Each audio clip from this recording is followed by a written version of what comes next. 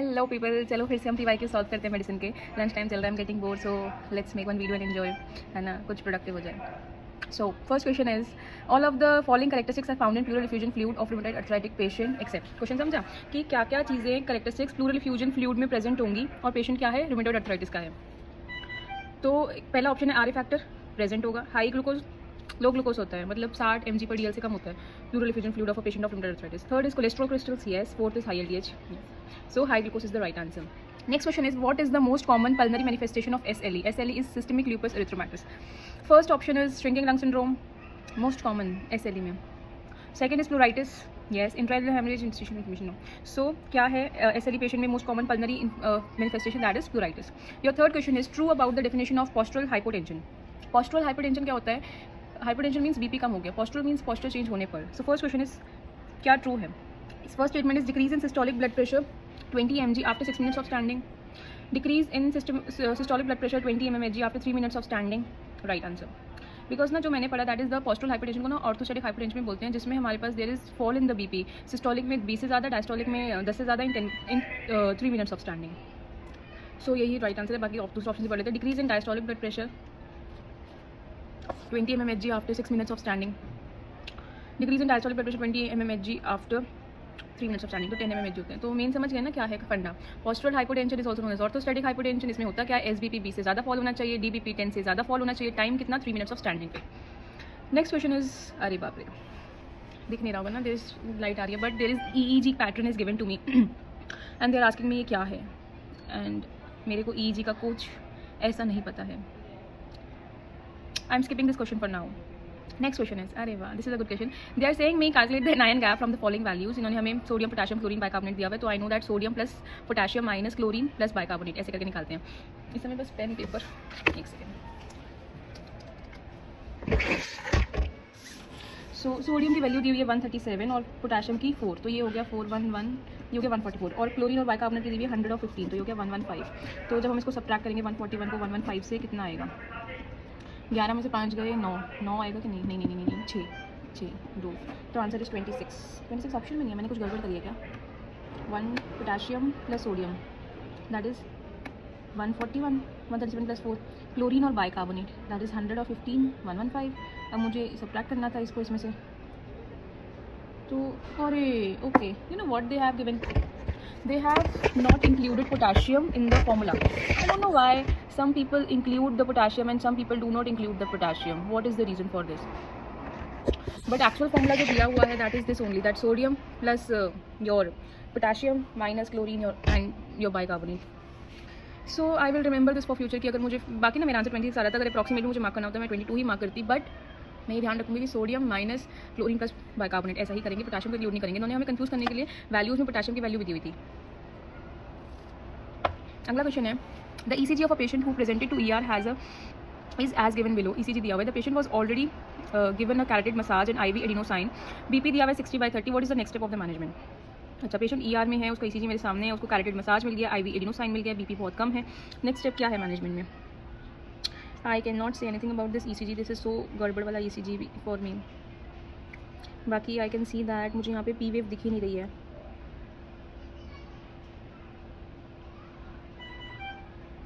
चलो will see to this question.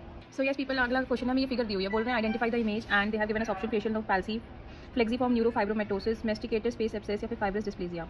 So the answer for this question is, मैंने तुक्के से मार्क किया था, that was flexiform neurofibromatosis. But हम पढ़ लेते क्यों है यही, क्योंकि यहाँ पे thickening of tissues in the temporal and orbital region and I can see that बहुत ज़्यादा प्रोमिनेंट है.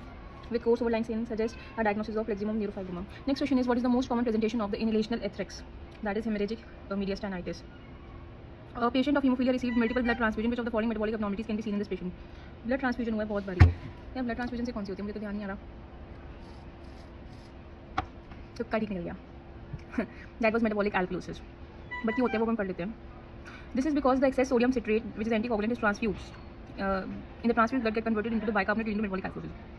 उन्होंने बोला कि जो ब्लड होता है उसको स्टोर करने के लिए सोडियम सेपरेट रखा जाता है, जो बाद में कन्वर्ट हो जाता है इनटू द बाइकार्बोनेट. तो एक्सेस ऑफ बाइकार्बोनेट हो गया, तो उसकी वजह से there is alkalosis, metabolic alkalosis.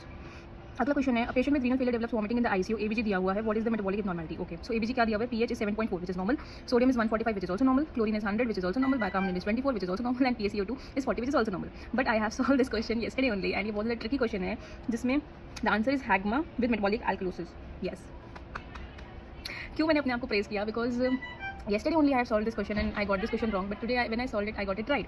And practically इसमें ABG में सब नॉर्मल वैल्यूज दी हुई है, बट जब एनान गैप निकालेंगे वो बड़ा हुआ आएगा. एनान गैप निकालने के बाद हम डेल्टा रेशो निकालेंगे इस क्वेश्चन में, जो बड़ा आएगा विच विल मतलब हमें जब एनान गैप निकालेंगे हमें हैग्मा मिल जाएगा, जब हम डेल्टा रेशो निकालेंगे तब हमें मेटाबॉलिक एल्कलोसिस निकल जाएगा. उसके बाद हम डेल्टा गैप में डेल्टा रेशो जब हम निकालेंगे तब हमें वो दोनों का ही कंक्लूजन मिल जाएगा कि हाँ भाई हैग्मा भी और मेटाबॉलिक एल्कलोसिस भी, क्योंकि वैल्यू 2 से ज़्यादा आएगी ही आएगी. I am very happy, very good, मेरा शेयर उत्तर है तो. सो नेक्स्ट क्वेश्चन है, ये एम्स का क्वेश्चन है, पता. A 56-year-old woman presented with gradually diminishing visual field. She was found to have a pituitary mass and underwent transsphenoidal hypophysectomy, and now she has low levels of ACTH, TSH, FSH, LH. Which of the following hormone supplement is not needed in this patient post-operatively? क्या है देखते हैं. 56-year-old woman presented with gradually diminishing visual field. But 56 as है, visual field diminish हो रखी है. She was found to have a pituitary mass and transsphenoidal hypophysectomy. ACTH के level low है, TSH, FSH, LH के लेवल भी लो है. तो कौन सा hormone supplement is not needed in the patient post-operatively? Mineralocorticoids नहीं देने इसमें, हाइपो पिट्यूटरिज्म में. So the next question is, the ECG of the pregnant lady having preeclampsia is shown below. Her vitals are stable. What is the best step in the management of this condition? IV calcium, IV magnesium sulfate, DC shock या फिर synchronized cardioversion. Preeclampsia है, vitals stable हैं. So we have, अगर hemodynamically stable है तो magnesium sulfate, IV. Next question है, which of the following is the most common cause of the infection post solid organ transplantation in an Indian setting? Cytomegalovirus, varicella zoster virus, Epstein-Barr virus, or herpes simplex virus. Cytomegalovirus is the most common cause of the infection post solid organ transplantation in Indian setting. Next question is, Addison's disease is most commonly associated with autoimmune adrenalitis. Next question is, which of the following is used in the treatment of hypercalcemia due to the vitamin D toxicity? Hypercalcaemia के treatment में क्या होगा? Dexamethasone. अगर हमारे पास calcium बढ़ जाता है because of vitamin D toxicity तो हमें क्या देना चाहिए? Dexamethasone. Okay. Next question is, which of the following is the drug of choice for hairy cell leukemia? That is cladribine. Next is, an intubated patient in the ICU had a chest X-ray taken to evaluate for the fever spikes over the last 1 to 2 days. The radiograph is given below. You can see also if it is visible a little. See like this. What is the next best step in the management of the patient? Suction in the ET tube, chest physiotherapy twice daily, start antibiotics and send samples for culture ultrasound guided aspiration. Fever बहुत ज़्यादा हो रहा है, chest x ray में मुझे ब्रोंकोवास्कुलर markings दिख रही है, left side of the lung का CP एंगल्स दोनों ही ख़राब हैं, and I can think there should be ultrasound guided aspiration, क्योंकि ये प्लूरल इफ्यूजन की तरफ जा रहा है थोड़ा सा. So that was the right answer. Next question is, following is the graphic presentation of the patient admitted to the medicine ward with fever. Which of the following diagnosis? Okay. तो बहुत खतरनाक सा दिया हुआ है. So okay, शुरू में हर चीज़ खतरनाक दिखती है, बाद में सिंपल हो जाती है.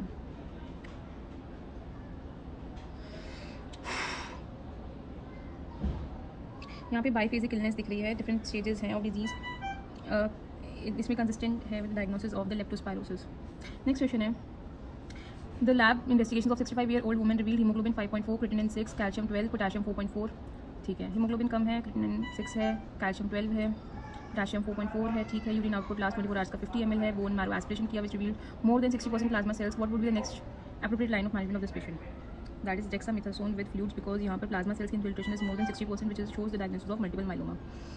Next question is, a diabetic nephropathy patient is an ideal candidate for renal graft transplant. Which of the following statement is true? So the transplantation is cost effective after the second transplant year. And that's all. अभी lunch time भी खत्म हो गया and I am done with this MCQ thing. So Dr. Muskan is signing up now. Bye bye.